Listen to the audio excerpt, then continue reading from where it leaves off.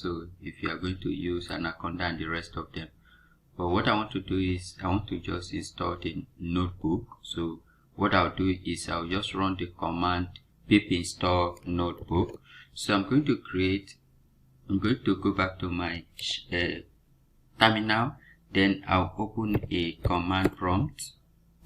Okay, so inside this command prompt I need to create a folder and call it Jupyter.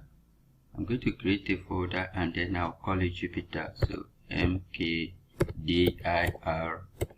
and then I'll call it Jupyter, right? Just for identification. Then I'll now navigate inside this new folder I just created, Jupyter. Alright, now I am inside the file now, so I can now run the command pip install notebook and I hit enter.